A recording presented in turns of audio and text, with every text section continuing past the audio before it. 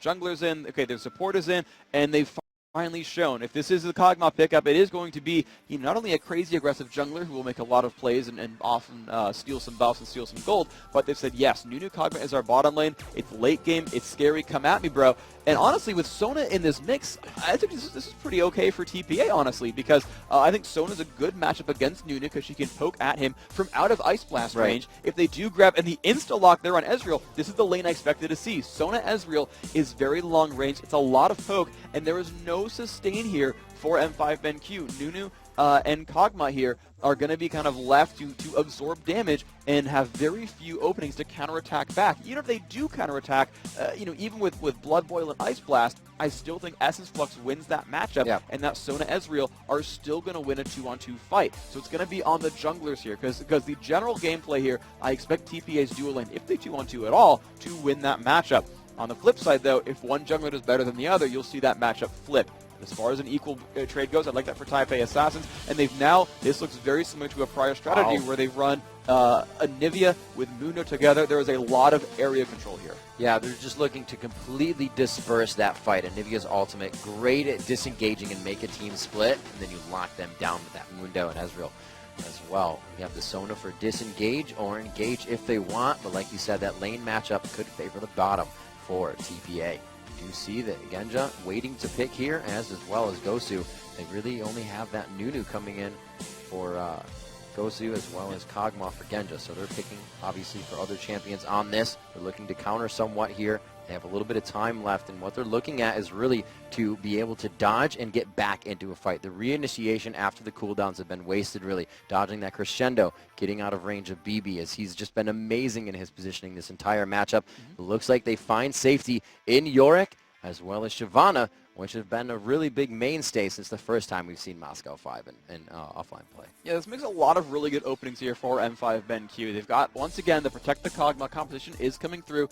They've grabbed Yorick to clone that and make him really, really powerful. TPA, again, actually running Needly as a counter lane here to Yorick, really wanting to shut him down. Now, I don't think she made any really major plays on Darien early on. They did keep him locked up in his lane. They kept him there. It kept him from roaming because he had that triple kill in game 1 that really turned the game around. But I didn't really see Stanley doing anything all that different otherwise. He's going to be there split pushing and setting up a lot of moves for his team, but without that crazy Vayne scaling, without the crazy Orianna scaling, I don't know, it feels like a very different composition here where, I don't like TPA playing split push. I don't like TPA playing for the late game because they've got Nunu Kog'Maw with Gragas there to completely split up a team. If Mundo or Needly tries to dive in, Explosive Cast will shove back the back line. They will push Needly even farther into the group, and then she'll just get eviscerated right here by a blood-boiled Kog. And I don't think Mundo's got enough presence there to follow that up and make that a kill. M5, I think they've got all the champions they need to make this a really, really powerful Game 3. Now, as far as level 1 power is concerned, TPA is pretty strong. Ezreal, Anivia, Dr.Mundo, Sona, all these guys are great early on, but I think TPA's got to make something in the first 10 minutes or it's going to start really running away from them. I got to ask, Diamond Prox, amazing on Shyvana, and it's not a necessity, but what is your feeling about the lack of hard crowd control for that Shyvana jungle? It's not too bad overall, and he's actually not even bringing exhaust in, so he's not looking for all that much gank power. And when you look at really his lanes, you don't really need to gank for Kog Nunu. I mean, they have some gank presence, they have slows, they have damage, but you don't really care. Gragas doesn't need ganks, he can just escape. You never really want to gank for a Yorick because he doesn't contribute much to that gank either. They're looking at Diamond, I think, to just be hyper-aggressive and deny jungle. And the problem is, though, he's against Dr.Mundo, who's going to be really good in the jungle and get the farm anyway. The Shyvana pick I don't love a whole lot. But you can at least use the Dragon's Descent to push back aggressors. They've got pushback from Gragas, pushback from Shyvana, and that might be all it's for. It's one of the junglers he's comfortable on. It's a fast clearer. She does a lot of damage overall. So if something does dive in, she can support that. I don't expect her to run in and try to kill Ezreal. I expect her to run in and kill not Shyvana, but to kill Needly, maybe try to kill Dr.Mundo, and kind of sit on the front line with Darien. And they'll just kind of all coalesce around Genja and have that nice little bubble there. And then it's fine. You don't need crowd control. You just need damage, and that's acceptable really overall, especially when you've got Ice Blast, Absolute Zero, Explosive Cast, Body Slam, things like that to keep them in place. Then, yeah, just sit in the front line, be there, and just let Kog'Maw kill everything. That's pretty reasonable. So I think that Diamond's going to kind of sit in the jungle a little bit more, farm more than you would normally see him on someone like Lee Sin or Xin Zhao, where he'll Another gank safe pretty game. frequently. Yeah, he's going to be a little bit safe. They're not looking for any crazy major moves early on because it burned them a little bit in the beginning where they tried to stop the counter jungle. So I think it's a more reserved game from M5. And it's just like Genja, just have a safe lane. I might even see M5 go for a lane swap just to give Genja free farm and to let him get to that late game.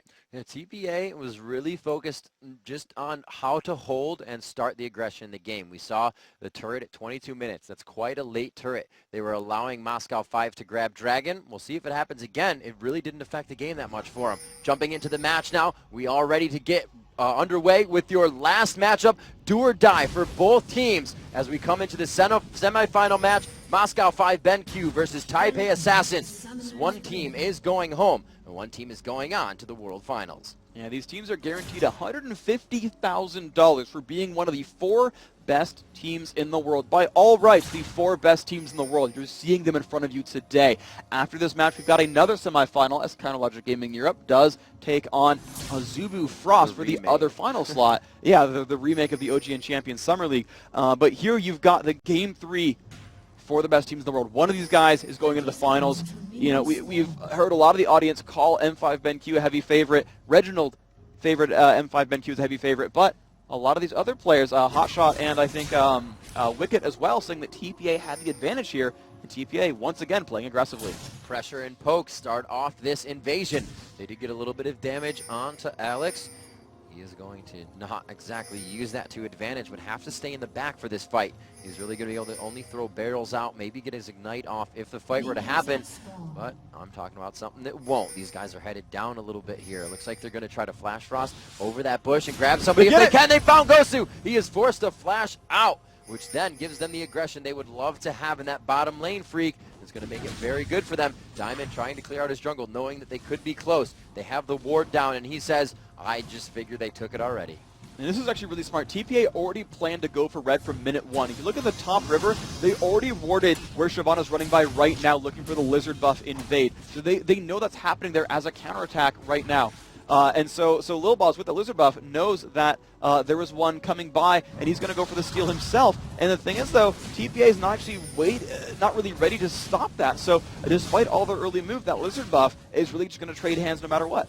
This is just the mechanics of knowing something is going to work and that you're safe doing it. Genja in lane by himself. Here comes from the poke from Mistake. Once they hit level 2, he's going to be able to heal that back, but they're going very aggressive here. Not even worrying about Gosu, but Gosu body blocks a Mystic shot, keeping Genja in this fight. They look for the kill, but the flash is forced. And the thing is, though, Genja, his summoner heal is still available, but the ignite's already been burned from BB. They did not have the damage to pick up Genja. So this matchup actually really good for M5. Now, Ghost Pepper's low on health. He doesn't have any potions left. He will take some harass, and that's going to be on Mistake. He's got a ward in that brush. He's got that ward there because, again, he wants to poke in that brush. He doesn't want to let Ghost Pepper sit somewhere safe and immune to counterattack, so they want to go for some pressure here, and you'll see Mistake come in. There's the nice pressure. Lower the counterattack damage and just walk into the brush safe and sound. That's going to be nice. There's actually no wards here for Ghost Pepper. He opened with boots, which really hurt his lane control. This lane is going to be so hard for M5 because they've got no ward presence whatsoever. You're going to see so much poke come from TPA unless they make any major mistakes, and it'll be hard to capitalize because Ghost Pepper, his exhaust is down. There's not a lot of options here for M5 to counterattack. Oh, Diamond coming on the backside here. He gets the first bit of damage down. The Twin Bite hits. The Ignite is off. A beautiful Flash Frost from Anivia keeps them from following. And Low Balls will be forced back into his own jungle. He may be able to get some experience here, but you can see how Diamond Prox is using this to his advantage. He is just going through the jungle now, stealing what he can, knowing Little Balls cannot face him. This bottom lane pushing quite hard. Freak, you said it's going to be hard without wards, and even with the composition, Mistake wants to Q all day long. He's going to be doing damage to minions, and that wave is going to continue to push, making it even harder for them. And the one good thing here for Taipei Assassins is that Mistake has that Fairy Charm early on, so he's going to keep healing on Sona. I mean, look at M5's health bars. They're so empty right now. Kog'Maw's out of potions. Nunu out of potions. There's no sustain there. Genja not having a good time of this one. He's got that 3 lifesteal from Masteries, and the Summoner heal if he gets into a pinch. Now, hopefully TPA remembers that's still up, or otherwise they're going to get baited into a bad fight. But other than that, there's not a lot of recourse here. M5 going to keep taking harass. Maybe they lose their turret, but, you know, ultimately it just makes it a really, really scary situation for Genja. You know, Freak, I really like Sona as a matchup to Nunu. The heals usually just negate the Flash Frost, and to the point where you gain an advantage in the lane. You can carry it off of that as well as the poke. Little Ball's coming in mid here. Alex taking a cleaver, but he realizes that, you know, it's kind of just aggressiveness in mid. Back off from this. They do still have Little Balls around that area, and we have seen that Mundo gank come in quite hard. Is actually going for his Wraith. Stanley pushing top, keeping Darien down at low mana, but keeping him in that lane as well. Stanley is trying to keep him farming these minions at the turret, but he just wants to keep pushing them in as well, denying that experience as much as possible. You can see Darien trying to just throw his mana out to get minions in his favor. 27-27, he's keeping it actually quite even. There's really no lead in any lane, and as I say that, I look down, it's going to be BB with 34 CS to Genja's 18. And that is a huge lead. That is, again, that bottom lane being so incredibly amazing, but this top lane is super safe as well. Of course, we just pan away from that, but Stanley knows that there is no exhaust on the opposing jungler. The Lizard buff is timed out by now. He doesn't even need wards. You know, Darien can't follow up. He's out of mana, so he can't slow. Shyvana, again, has no crowd control as well. This Nidalee is super, super safe. Still has all 3 health potions. There is no reason for Nidalee to leave until that 7.5 minute mark when Lizard buff comes back out. You know, Darien finally recalled back and got some mana, but even still, there's not a lot of options here for M5 to stop Stanley. He will happily stay in this lane and happily keep pressuring. There is no way to stop him in this top lane. Both junglers feeling comfortable in the opposing enemy's jungle. We can see Mundo going down bottom as Diamond Proc smites away the big Wraith. He will be coming from behind. There is no ward here, and it looks like he will take a bit of damage. Goes for Gosu, though, and they're playing in a safe position. No real damage taken there. Alex pushing his lane into Anivia. Not exactly the best last hitter at the turret, but they are both level 6, so she's going to be able to clean up quite easily. His Toys more than happy to just auto-attack a siege there under his turret. 7 minutes into the game, no turrets, no kills. First blood still to come out. Somebody to get that gold lead. It is 7.5 thousand gold even right now. And they are just absolutely splitting this gold. The one thing that's going well for M5 BenQ is that their bottom lane is able to clear off the minion wave and then run to their jungle and pick up the double golems down there. They've done that at least once now. That helps them keep up in gold. It's about 65 gold every time you clear that wave out, and that does, you know, scale up throughout the game. But it's the one thing that's going to keep Genja in this game, because this lane's still a bit of a mismatch, still very difficult for him. See Mundo again. See Hotshot building those Doran shields onto Mundo when he plays them as well. Little Ball's taking the same into consideration with that health regen as well as a little bit of armor and health. So we'll see him trying to really utilize that to get himself out in lane to be more aggressive. He's going to soak up some experience here in mid as Alex H goes back. Very well timed on the minion wave, crushing into the turret in middle. Aggression here up atop. Stanley just trying to throw down. You can see the damage trade completely in his favor this time. It's a different game. Darien did not have that swap lane to farm against, and that just the one player. So it's going to be a little bit different for him this game. We can see him falling behind. There's a really good piece of teamwork coming on, though, from M5 BenQ, is that Diamond now at 7 minutes has picked up an Oracle's Elixir. What this means is he's about to hit level 6 and have his ultimate so he can initiate for fights, and he's got Lizard buff again for the next 2 minutes as well. And Alex Ish in that mid lane, who loves to roam and is on Gragas, has now surpassed level 6 as well. There is a ton of roam opportunity for M5 BenQ, and when you want to roam and pick up kills, you want to sweep out wards with that Oracle's Elixir. So you're going to see Diamond run around the map, sweep out those side lanes, and suddenly M5 is going to run in for fights very, very soon. In the next 2 minutes, expect a lot of ganks. Darien forced again under his turret. The attacks come out from Stanley, and the hits go down. The damage trade about equal there. You can see Stanley probably trying to rethink doing that once again with the turret shot.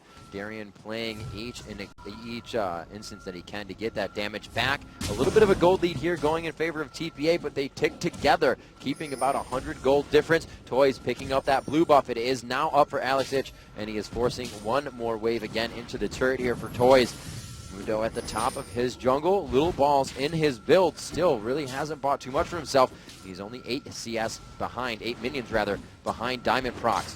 No real aggression from them in the lane sweep. But you said once these buffs are distributed, the junglers find themselves. They're going to be aggressing. Here we see Toys getting damage done to him. A beautiful exploding cast coming from Alex, but he's just not able to get the kill down as the flash is forced.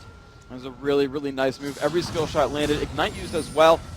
The flash down for Toys is a pretty scary place to be in. Now he's got some counterattack damage available with the Golem buff. You know, with his Ignite available, he should have a decent shot of this. but he was forced to recall, buy some new items. Alex, we said that Toys needed to bring his A game and really be the big carry and shut down Alex, and that ended up being, somewhat the case in Game 2. His Game 3, though, slightly in Alex Isha's favor on Gragas. That's a very, very big deal because their bottom lane's not in great shape. Their top lane, not amazing either for M5 NQ, and so they need some of that pressure to really come through that mid lane. They need him to show up and get some gold. Little Balls not knowing that Moscow 5 has been taking those golems, as you just said, and finds himself a little bit of damage. And here comes Alex and Diamond. They are going to come down behind the entire team. There are really no wards there, but once they get into this bush, they are going to be able to see them. Is it too late, though? Mistake does have the ulti. He chooses to use it. Bebe still with shift up, and they walk away from this one quite easily, Freak. And they needed that ultimate to come out early on. They could not have waited until Shyvana dove in. Now, Explosive Cask was down. I don't think they really counted that cooldown from Alex, but even still, just the pressure, from Shyvana and just the damage output coming in, and possibly the body slam from Alex could have been enough. Toys not in the best place right now against Alex either. He'll land the stun, should be able to walk away from this one. Explosive Cask, though, up pretty soon. This is a great trade in damage. Alex knows he's winning, but he has to be careful. The minion wave coming up on him started to really trade that in Toys' favor. Little Balls just on the backside as well. Alex, however, playing a very aggressive mid on this Gragas right now. The blue buff on him continues to farm away. Diamond coming in. They go in on Mistake, but he flashes out. A little bit of crowd control from the exhaust, but really, as we said before, no hard crowd control to lock these guys down. That was actually incredibly impressive, though. Both of them completely dodging those fights out and dealing a bunch of damage to Genja in the process, and Lil Balls waiting right there, actually still putting the pressure on. Now, the one thing that's gone really well for Diamond is that he has gone for the early Oracles. He's put a lot of wards in doing so. So he's put out a lot of pressure early on. But he's not put pressure on that top lane. Stanley, I criticized that needly counterpick. Turns out it's a really, really good counterpick.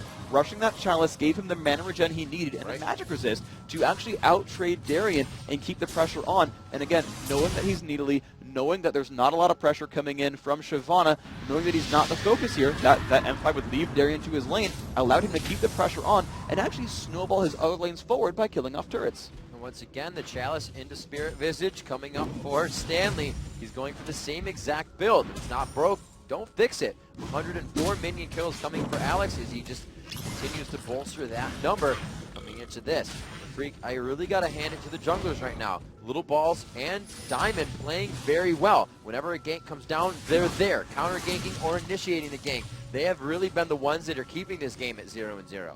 They're absolutely kind of making a lot of plays here. Alex, though, taking a bit of pain there. Oh, my gosh, this is not good for Lil Balls. That was a really great ultimate. Little Balls, I thought he was going to disperse them away, but he throws them under the turret. So he forced the ultimate there. We have heard Reginald say you can use the Gragas ulti quite a bit, so it's not too bad that he has it down, and you can still see that he's playing aggressive. Yeah, so yeah, these junglers are trying to put pressure on the map overall. Show up to ganks when they're available, but they've been counter ganking so well that no one's been able to really put the pressure on. And this is M5 playing so intelligently because basically TPA counterpicked every single lane. They saw Yorick come out early and counterpicked with Needly. They saw the duo lane come out with Kog'Maw and Nunu, and they counterpicked their Sona Ezreal. They saw Gragas come out. They counterpicked with Anivia. I think with the exception of the jungle, every single one of TPA's lanes was basically picked second and reacted every single pick. And they've tried to build themselves counter lanes in every single situation. M5, despite having a late game composition, are actually surviving this early mid game very, very well. With the exception of that early turret kill, there's been no major advantage. M5 will still scale throughout this game. They've still got a really great team composition at the end of the day. And, this looks a lot like Counter Logic Gaming Europe versus Team WE, where that late game just gets scarier and scarier. There was a Nunu Kog'Maw. That is the epitome of a late game team. There needs to be some more pressure here from TPA. Just look at this lane from Stanley up top. He has so much more confidence this game. I said if it's not broken, don't fix it. He plays Nidalee versus Yorick again. You can see him taking some damage here, trying to jump past, get some minions in his favor during this fight, but he's going to be forced out of this one. However, he took that turret down way earlier than last game, at least 10 minutes before that, knowing he would win his lane definitively, pushing Darien in. There's going to be a lot quicker roam now, a 2,000 gold lead coming from TPA, and they're going to be able to control the map just as they did last time. So that play from Stanley is just huge this game. And you see Lil Balls finally now picking up his his own oracles on Dr.Mundo, finished the Heart of Gold, allowed him, said, okay, I've got the gold income now from that Heart of Gold. I can start moving around and doing more things on the map. But you're seeing differing builds come through here, right? You're seeing a Wriggles Lantern be the focus here for Diamond. He's going to move in and try to, put a lot of pressure on the map. And here comes a gank at the bottom lane. Diamond getting hit off of Freak. We said it before, the jungler is always there at the perfect time, stopping these ganks from happening or going in anybody's favor. They finally do drop the second turret of the match here. No, they're forced off. Almost getting it. Great job by Genji to just focus down on those minions, but they do have that turret prepped for a kill. Alex Each looks like he's grabbing Wraiths and may head down for an assistance here. But they have to know that a lot of time has been taken, so what do they consider to be something that's worth their time right now? Genji's baiting out because he's got a bunch of teammates coming in. Darian flanking around the back. This is going to be bad. This is going to be big, and there is Darian. They did spend enough time down bottom taking out BB. Nice move overall. You're going to see now. They get map control for it too, of course. They've got that Oracles, they've got all that pressure. Stanley will trade for a turret, and actually, this is a really good turret to trade for. It is very hard to kill secondary turrets here, so this is actually, I think, an advantageous trade overall for TPA.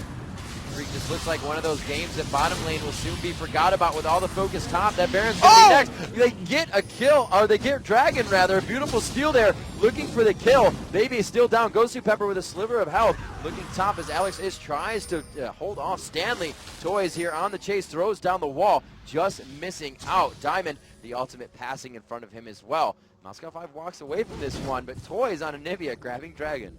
This is actually really good. Stanley chasing this one down. Must force that flash. Alex just dodging those attacks. If any basic attack had landed, that Lucifer buff would have been enough to chase that one down. Alex was out of mana, and that's really the great thing about Needly is she can fight tooth and nail for a while. Everyone can get low on health and low on mana, and then she's like, well, great, Cougar form costs no mana. I'm going to assassinate you. Thank you very much. Really good situation there. And with that Dragon Steel in there as well, they've actually pushed themselves very, very far ahead. That's normally really the skill there for Diamond. And I think there was some coordination there, TPA saying, you know what? Yeah, our smite, we're not going to kill it, but Anivia can last hit it. We'll smite early and make that happen.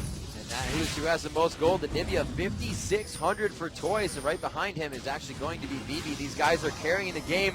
49,000 for Alex Each, or 4,900 I should say. He hasn't even hit 5,000 yet, so you can see that money domination for Taipei Assassins is really what keeps them winning these fights. Now we do have that first blood coming in for Darian, but it's going to be that money that really helps TPA in these fights as they get together as a team. We've seen Moscow 5 has very strong mechanics, but Taipei Assassins is finding a way through that, and they're really taking these fights in their favor. The Dragon Steel helped them a lot with the control of gold.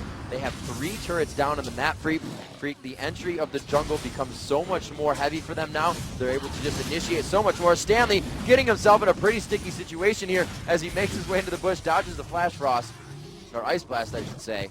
And they make it out for the teleport. So really, TPA just continuously pressuring the aggression until they find a fight they want. This is really exactly what is happening here, because M5, they know M5 does not want to fight yet. They know that they've, just like Reginald said, picked that early game dominant team, even though they didn't start out 3-1 like last time, but they're actually starting to win their lanes. You're seeing 156 to 120 at the top lane, 180 to 170, actually pretty much a wash in the middle, but the big difference is 150 to 110 at that bottom lane. You're seeing a Bloodthirster Phage versus just a Zeal among the AD carries, so you're absolutely seeing TPA with a big advantage early on.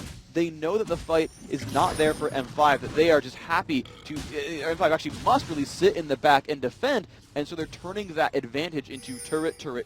A very fortunate Dragon Steel, to be fair. That was very close. That was neck and neck, but they're going to keep that pressure on. They're going to let Stanley overextend just a little bit because he knows there's not a lot of damage yet here on the other team, and they're going to let him kind of move in and really go for pressure here, trying to turn these around, get more turret advantages, because then, as Hotshot, I think, said, where, you've got to accrue enough of a gold lead early on, right, that when it comes to late game, you're still on equal footing because, hey, if you're richer, you've got items. Who cares what your champion is? Forced out of the fight there. Taipei Assassins continuing to keep the aggression on as they are now in the jungle trying to get the smite out, and they do grab it.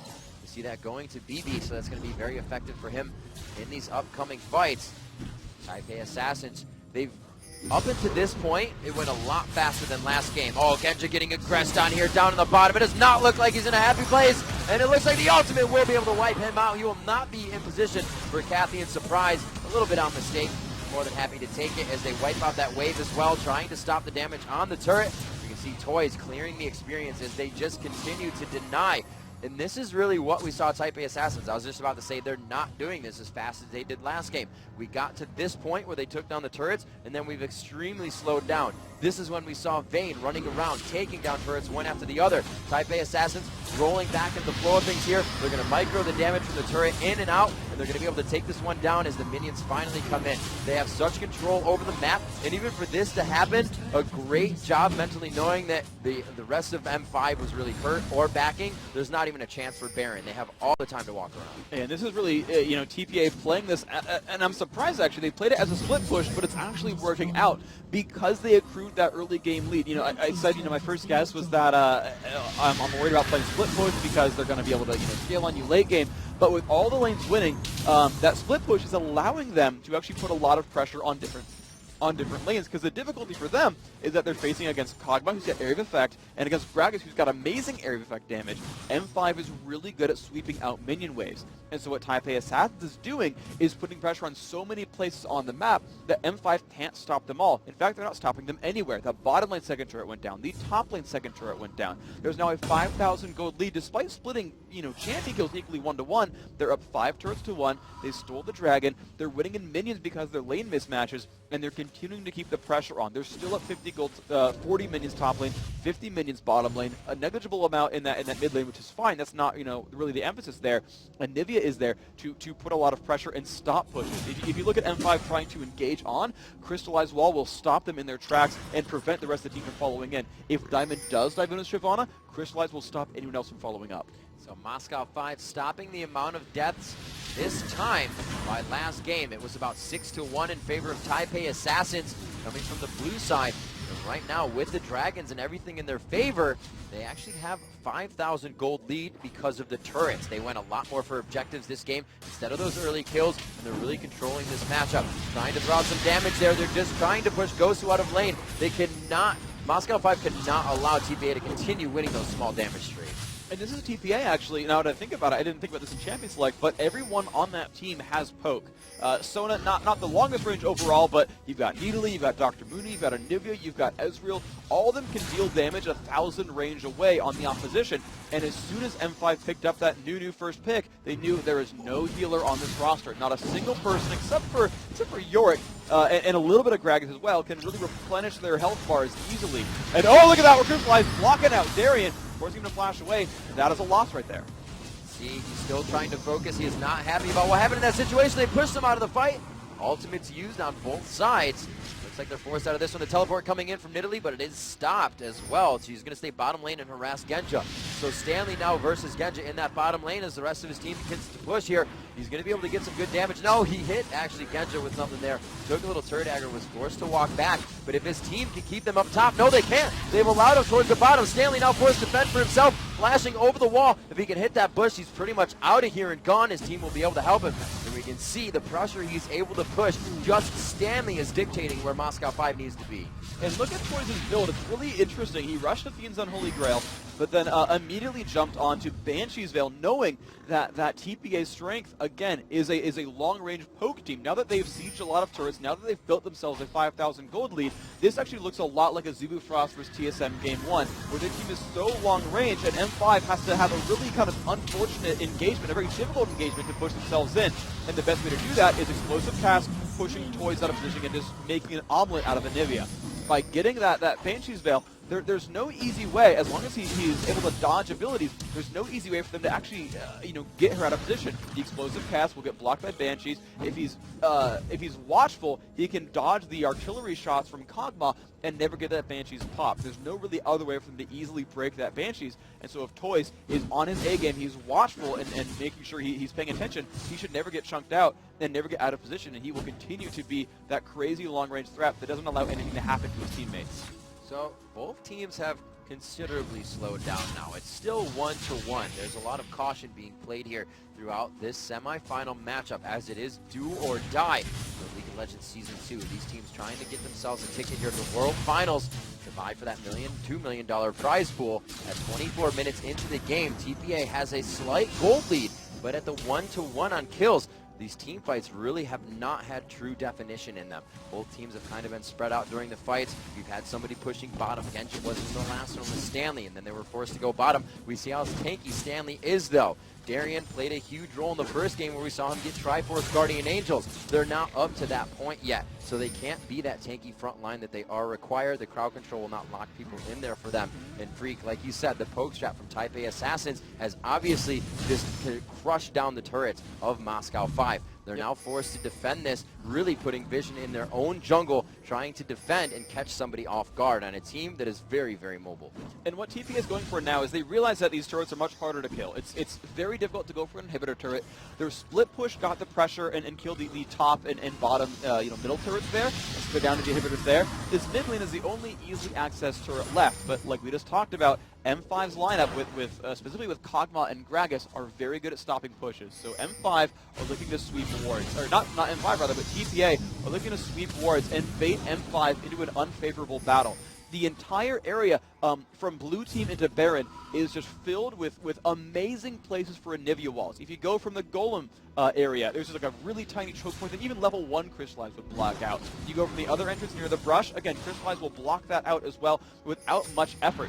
If you ever see TPA go for a Baron attempt, expect to see Toys in one of these brushes once he gets Golem buff. Expect to see him in one of those brushes near that Baron pit, but not actually fighting Baron too much himself, ready to Crystallize and block off M5 when they go in. Now he might block off all 5 if they think they can kill Baron in time and just simply pick up the kill, or they'll wait for someone to cross, wall off the rest of the team, and then jump in onto that teammate. The problem is, if they wall off one person like Diamond or Darien, Darien's 5 is about to come up. Diamond, of course, is Shyvana, can ult back over or flash back over. Alex can body slam or flash. And again, everyone at M5 has flash. So I would not expect TPA to try to wall off one member, go for a kill, because it means, they'll have to turn around, Baron will get some health back, they'll just flash back over, Crystallize will be on cooldown, and then M5 can go back into the fight. So what they want to do is finally clear out enough wards that M5 has to guess when they go for Baron. And when they guess, they need to get to the point where they see someone at the bottom lane, like Genji's trying to farm at the bottom, or Stanley split pushes, forces Genji to defend, and then teleports to his team. Once they've blinded all the ward vision, and once they've done that with their Oracle sweeps and started out Baron, they can deal a whole bunch of damage, they can pick that out, and just crush it down really fast, and Mundo, Needly, and Ezreal are really good at that. And then they can kind of go together, wall off the engagement, pick up Baron, and then siege again from there. With Baron buff, it's very easy to siege. As they are going for it, I feel that some of Moscow 5's points of victory are now being nullified as everybody on TPA is acting as the carry. Very nice barrel coming in from Alex. A lot of damage being taken off there, and that is something that is considerable in a fight, especially on BB. If you can separate him from Mistake, there is not much peel that will stop the fight from happening. Stanley off on the side, but can get to the fight very quickly. True Shot Barrage going out. Looks like the blue buff actually goes to Toys on that one. Again, stealing a buff for himself. Actually stole Dragon last time. The initiation goes down. This is the damage that they needed. They are able to get a good amount down. They do drop 1 for 1 right now. BB finds himself on the ground. The focus on Stanley, but it is the escape artist Nidalee to flash out alive, and they're only able to grab 2 for Gosu. A huge fight for Moscow 5. And that was an unfortunate initiation. TPA burned all of their cooldowns on Ngozi Pepper, but they were all grouped together. They were just touching each other, holding hands, and getting just crushed down by Absolute Zero, getting crushed down by Shyvana's initiation, and the barrels coming out from Alex Ish. That was the exact fight they needed, killing out the AD carry. M5 now has map control, and they're going to immediately jump for the biggest thing they can. They've got to risk it here. They're going for Baron. They put Genja in the right spot. If they did not have him for this, they would not be attempting Baron. But good pressure now coming in from Stanley. They have Anivia on the right side, and that just spells too much burst damage for them. They back off.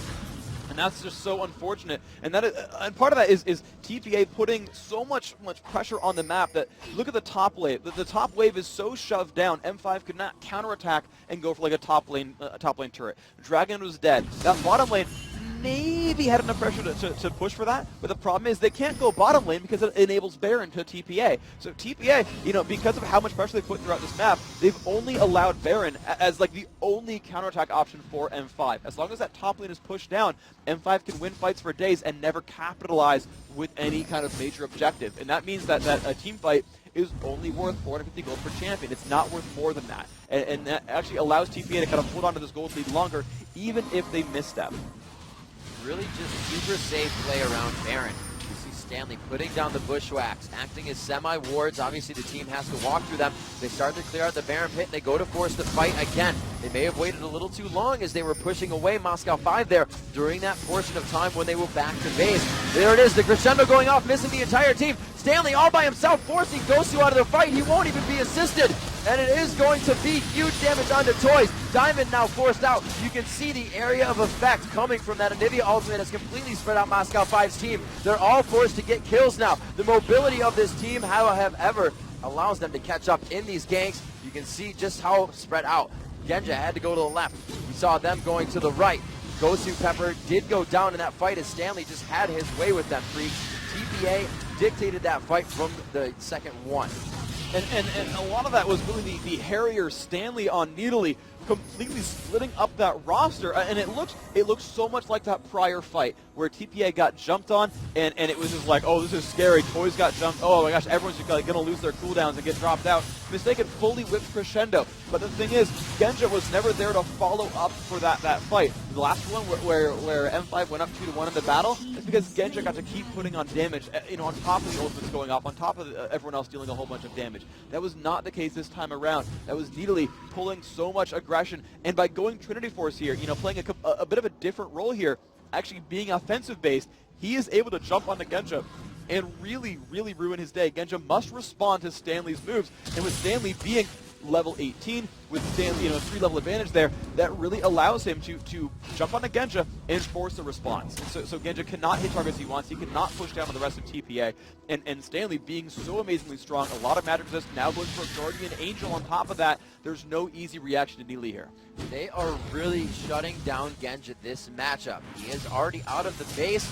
Don't think he has too much money under his belt, and he's actually going against Triforce, Bloodthirster, as well as a little bit of damage mitigation. I think we're going to see maybe a Quicksilver Sash. I'm not sure. That Negatron Cloak is out on Ezreal, but you can just see 10,000 gold to 7,600 gold. He hasn't even finished the Infinity Edge yet. He does have a Phantom Dancer, but with 31 minutes into the game, you really need to see a lot more pressure coming from your AD carries. Huge props to TPA Assassins for shutting down that champion. And once again, they're just going to put the pressure on the Baron. They're going to be ready to toss those crystallized out. There's Toys waiting in that brush. Gets the wall off on a Darian, and his flash is up, though he should be safe. He's just tanking and baiting time.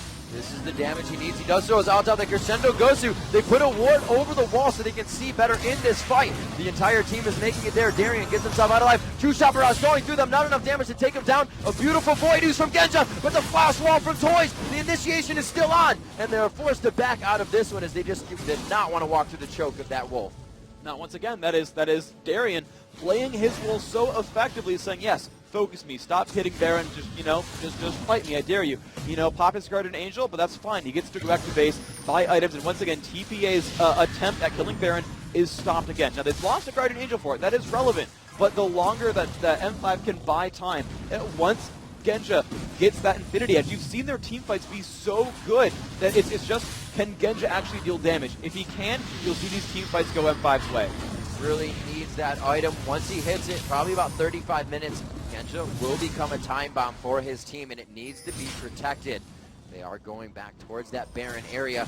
They could have the upper hand here. It's quite low mana for TPA. I'd be very surprised if they try to start this fight. 3-4 is the kill score as it just continues to creep up. TPA with a bit of a lead there. And they're looking at an 8,000 gold lead overall with 4 turrets in their favor. This giving them the map control. You can see Nidalee going down bottom. That teleport is up, however, Freak. They're going to be able to play this one very cautiously. They're going to go back, make sure they leave a few that can still poke at Baron. We're going to have BB there. They obviously don't want to leave this one up, but they have to realize they have the oracles. They're like, they can't even see us backing. We're perfectly fine to do this. TPA is just really playing the clock in their favor right now. Yeah, but again, that clock is still risky because Genja will continue to scale. Now, finally, you're going to see a death cap come in soon from Toys. That'll be a big damage shift. There it is, picked up there. That's a very, very, very, very important buy. But there we go. Stanley getting his Guardian Angel on top of that. Now it's going to be even harder for Genja to survive this. He's got enough armor, honestly, that even Infinity Edge Phantom Dancer, not all that difficult to deal with. Lil Balls, again, preparing for the Baron attempt, running through, sweeping wards, putting another one down, and once more starting out this attempt. BB, though, burning his Arcane Ship for this, a little bit of a risky proposition. See what they do have. That True Shot Barrage is down. We have a few flashes down for TPA, but most of their summoner spells are up. I'd say 90%. All of them except for Ignite Flash for Darien. These teams are definitely ready to dance out this Baron right now. They are in the best possible sorts of their summoner spells and abilities. However, the items in favor of TPA. So it's really going to have to focus this fight perfectly. Darien getting locked up rather. He took a little bit of damage. That's going to be a tower for TPA as they solidified their advantage a little bit more. We're going to start pushing all of these waves down. You can see the pings going back. They're saying, let's make sure none of the buffs are there. Let's deny everything we can in their camps and only give them the small waves that are coming in. And that's the thing that's going to hurt Genja as well. He doesn't have a lane to farm. He's only picking up minions every so often with his team clearing these waves. So he's not going to get that Infinity Edge super soon.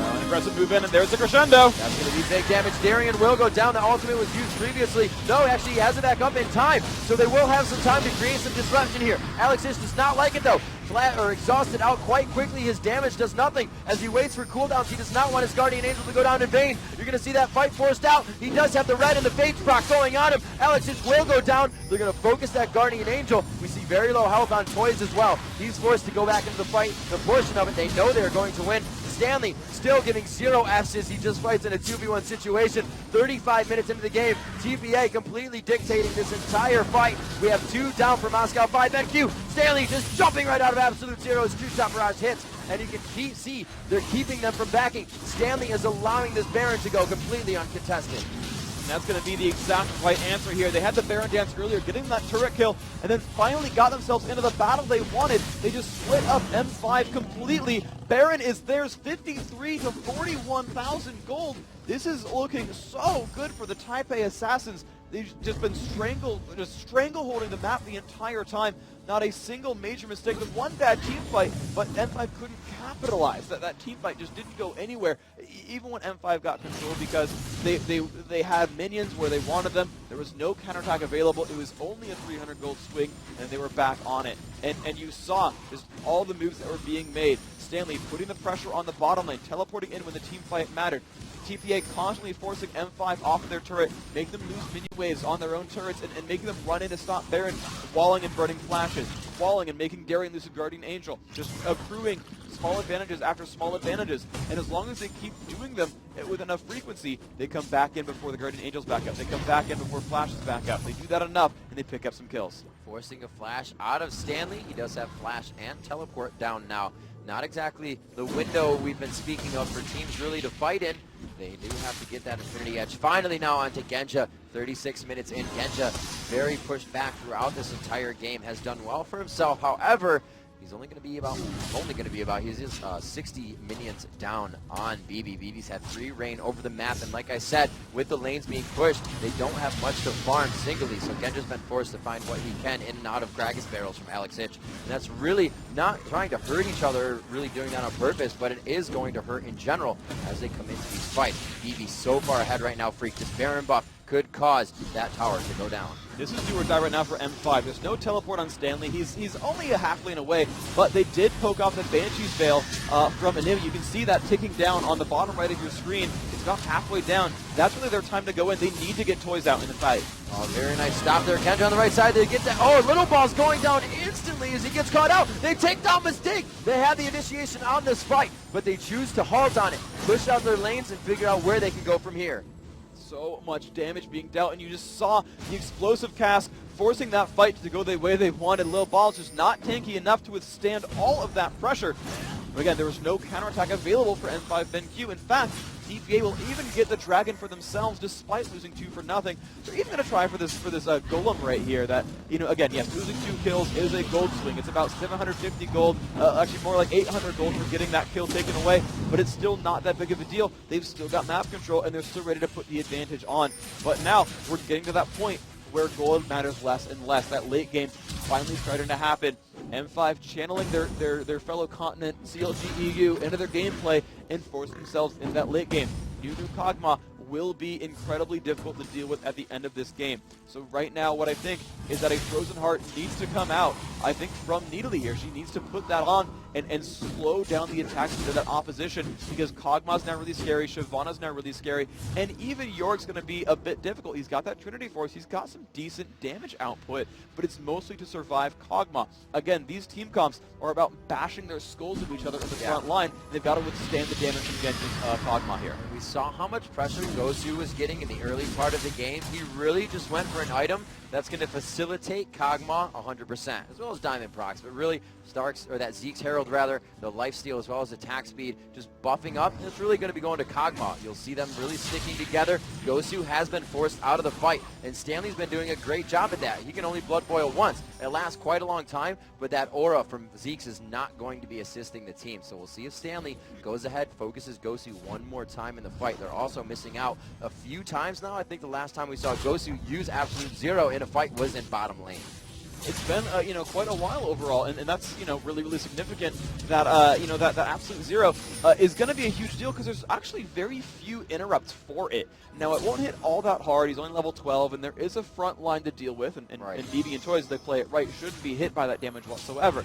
But the thing is, it's still a significant amount of crowd control, and it really will mess with the front line, not allowing them to kite, and it really just lets Genja melt that front line more. That's what this is all about. It's just, again, bashing your skulls into the skulls of your opponents, and just saying who's got more gold, who does more damage. And so the M5 frontline is there to just lock up the TPA frontline and say, Genja, look, you've been cloned, you've got Blood Boil, hope you got some items, man. I add Last Whisper and Phantom Dancer all in here now. He's hit that late game point. It's now the Kog'Maw show.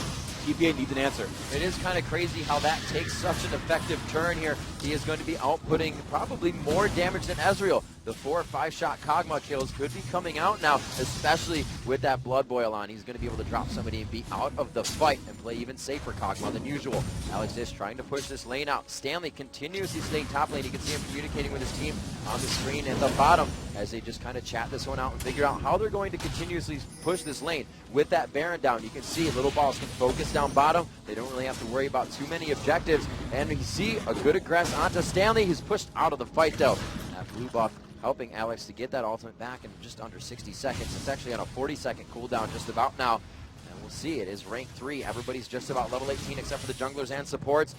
Diamond knows they are going through his jungle. This would not be the engage that Moscow 5 is looking for. No, they're just going to keep stealing these buffs. And again, this is TPA knowing that they have map control, and in a general fight, especially in the jungle, TPA is happy to just fight like, oh my gosh, Genja, there's a crescendo, he's going to get almost taken down! Oh, he does live though. However, Yorick ulti coming in. It looks like he wants to get back into this fight, but the Bio Arcane Barrage not even hitting anybody. He throws out one auto attack that entire fight. Very unfortunate. He did take a lot of damage, Freak. Two blinking emblems right now from Moscow 5 as his tower is being pushed.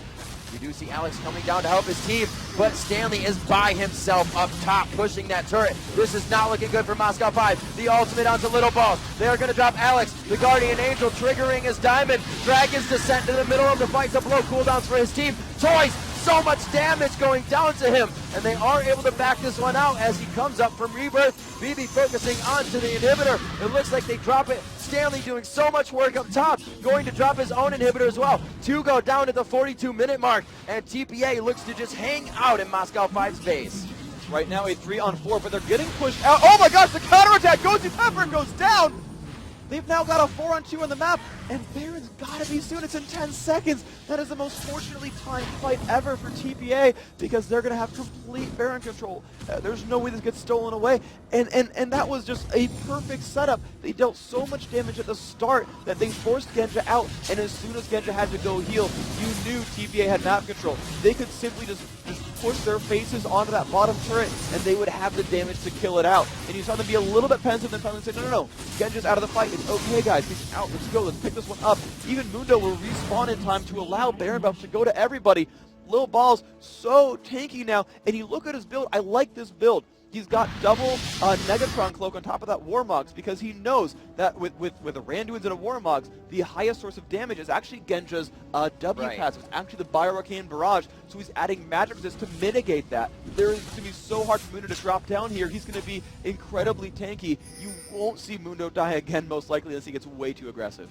A lot of the team as well went for those Ninja Tabi boots. They're looking for the damage from Ezreal, but that's not going to be helping anymore. There's crowd control that they're getting locked up with that is allowing these fights to continuously happen. Stanley teleporting in, so we're not going to see some kind of cheeky backdoor strat. They're all going for the same lane. They're all going to be, not same lane rather, but they're not going to be jumping lanes. They're going to pick that lane and pressure it down. Looks like mid is going to be the first choice with Little Balls in the option to run towards top with his teammate BB. They're gathering together now in front of this turret. The attack speed from Essence Flux is out for both Little Balls. There goes the exploding cast. Looks like they will initiate this fight on. The turret goes down. Darian gets caught out. He can't even ultimate the Crescendo, stopping them from using the abilities. Diamond Prox goes down. The inhibitor is open. The double kill comes out. Moscow 5 looking very grim right now. TPA Assassins look to take down the last Nexus turret, and they will drop Moscow 5 from the League of Legends Championship playoffs. And would you look at that, the cheers, the yells, and the look of relief all mixed at the same time on their faces. TPA Assassins are the first team to make it to the World Finals. And online in a major tournament, the first to take out Moscow 5. Well, yeah, as far as internationally goes,